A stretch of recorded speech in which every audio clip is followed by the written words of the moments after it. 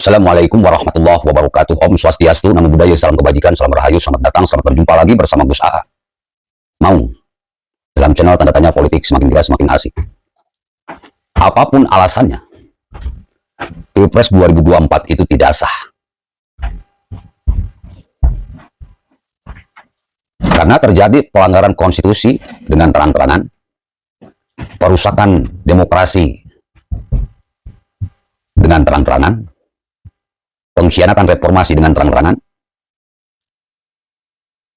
merusak aturan dengan terang-terangan, dan sudah banyak bukti bahwa Pilpres 2024 Presiden memihak, dan juga dengan terang-terangan sudah melakukan pengaturan skor dan pengaturan permainan agar 02 menang. Meskipun MK sudah menentukan, sudah memutuskan bahwa semuanya tidak terbukti. Saya senyum-senyum saja. Kenapa? Ya karena MK-nya pun sudah dikondisikan. Keributan ini bermula dari MK. Diawali oleh pelanggaran kode etik MK dan diakhiri oleh keputusan yang aneh bin ajaib dari MK. Maka, kalau pengadilan negara tidak bisa memberikan keadilan, biarlah pengadilan Tuhan yang akan memberikan keadilan. Wa may ya'mal mithqala dzarratin khairan yarah. Dan barang siapa yang mengerjakan kejahatan sebesar biji jaroh, niscaya dia akan melihatnya.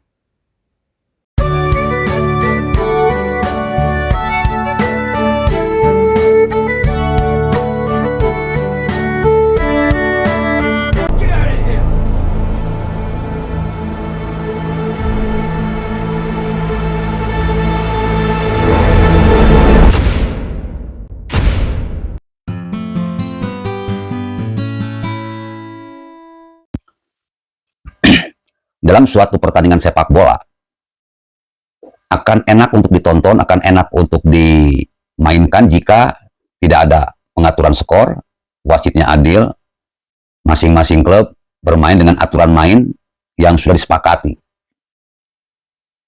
Tetapi kalau aturan main sudah dilanggar, ada pengaturan skor, wasitnya berat sebelah, ada salah satu klub melanggar aturan main, tidak fair play, misalkan harus nendang bola, menendang kepala, ya udah pasti akan terjadi keributan, kekacauan, pertandingan terhenti, mungkin ribut, saling sikat, saling sikut, saling sakati, penonton pun nggak enak nonton, bahkan mungkin bisa ikut-ikutan ribut. Permainan kacau. Kalau suatu permainan udah kacau, ya sudah dihentikan. Pihak-pihak yang terlibat dalam kekacauan ini pasti diproses hukum. Suka tidak suka, senang tidak senang. Dan bahkan mungkin pertandingan diulang. Nah, seperti itulah Pilpres 2024. Ketika sudah ditemukan bahwa Presiden cawe-cawe, Presiden cawe-cawe, Presiden cawe-cawe, Presiden cawe-cawe. Menurut KBBI, cawe-cawe maknanya turut membantu mengerjakan, membereskan, merampungkan, ikut menangani. Artinya, capres pilihan Jokowi akan dibantu untuk dibereskan dan dirampungkan. Kata sederhananya, dimenangkan. Abuse of power, abuse of power, abuse of power. Presiden dikritik terkait pernyataan bahwa ia memegang data intelijen terkait arah dukungan partai politik di Pilpres 2024. Sabtu lalu, Presiden menyampaikan pernyataan tersebut saat membuka acara Rakernas Sukarelawan Seknas di Bogor. Presiden menyampaikan bahwa dirinya telah mengetahui semua data hingga arah dukungan semua parpol dari informasi intelijen BIN dan BAIS TNI. Koalisi Masyarakat Sipil untuk Reformasi Sektor Keamanan menilai apa yang dilakukan Presiden sebagai masalah serius dalam kehidupan demokrasi di Indonesia. Tidak boleh dan tidak bisa dalam negara demokrasi, Presiden beserta perangkat intelijennya menjadikan parpol sebagai objek dan target pemantauan intelijen. Pak Jokowi sempat memanggil Anda dan beberapa orang terdekatnya dan menyampaikan bahwa nggak ada yang bisa mengalahkan Prabowo Gibran. Anda semuanya nggak bisa mengalahkan Prabowo Gibran. Itu yang disampaikan Mas Andi. Ya, saat itu 2 hari sebelum pengumuman Gibran sebagai cawapres ya. Ya. Jadi kira-kira Prabowo pasti menang, lalu PSI akan masuk parlemen, lalu yang nomor 3 suara PDI Perjuangan akan turun. Itu yang dinyatakan oleh Pak Jokowi. Jadi di situ kemudian Pak Jokowi mengatakan, kalian hebat kalau nanti bisa mengalahkan saya. Bukan politisi bansos dengan terang-terangan, bukan politisi bansos dengan terang-terangan, bukan politisi bansos dengan terang-terangan. Jokowi sampai tadi pagi masih muter ke semua gang di Indonesia. Jadwalnya itu dari gang ini ke gang itu, bawa sendiri BLT. Lalu orang anggap oh, itu bantuan presiden. Padahal itu adalah pajak saya. Tapi presiden klaim punya dia tuh. Bansos dipolitisasi. Warga di Jakarta dipaksa tekan kontrak untuk memilih Prabowo Gibran pada Pilpres tahun 2024 demi mendapatkan bansos dari istana. Permainan licik Jokowi untuk memenangkan Prabowo Gibran sudah sangat keterlaluan, sampai hak rakyat pun ikut dipolitisasi.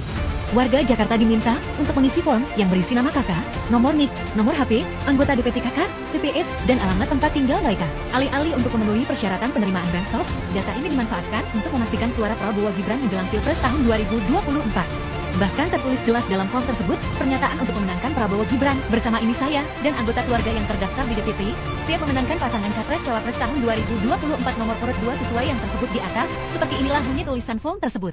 Bansos menjadi cara baru Jokowi untuk menjaring suara rakyat. Penurunan elektabilitas Prabowo Gibran membuat Jokowi menjadikan bansos sebagai cara baru mengambil hati rakyat. Bagaimana menurut kalian? Pantaskan hak rakyat dipolitisasi? Memihak dengan terang-terangan. Terjadi pengaturan skor.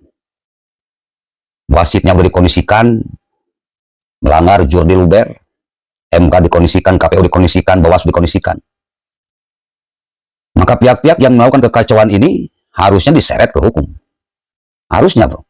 Dengan penuh tanggung jawab dan kesadaran moral, menyatakan keprihatinan atas kondisi kebangsaan hari ini. Rentetan tindakan pengabaian etika, moral, dan nilai-nilai Pancasila, serta pelanggaran norma konstitusi Undang-Undang Dasar Negara Republik Indonesia tahun 1945 yang ditampilkan oleh para pejabat publik tanpa rasa malu menjadi potret rusaknya bingkai kebangsaan dan kenegaraan hari ini. Tindakan cawe-cawe dalam pemilu, penyalahgunaan kekuasaan, abuse of power, penggunaan fasilitas negara, politisasi bansos untuk kepentingan politik elektoral, serta pelanggaran netralitas oleh para pejabat publik dalam pemilu menjadi gejala pelanggaran terhadap degradasi nilai-nilai moral dan etika kebangsaan. Bahkan dengan penuh kesadaran dan kesengajaan, Bapak Insinyur Joko Widodo sebagai Presiden Republik Indonesia secara terbuka menyatakan keprihatinannya dan keterlibatannya dalam kampanye politik pada pemilu 2024. Harusnya, bro. Harus diseret ke hukum. Bahkan paslon yang melakukan pelanggaran aturan main, ya harus diskualifikasi. Bahkan mungkin di penjara juga. Suka tidak suka. Karena sudah merusak Pilpres, merusak demokrasi, mengkhianati reformasi, mengkhianati konstitusi.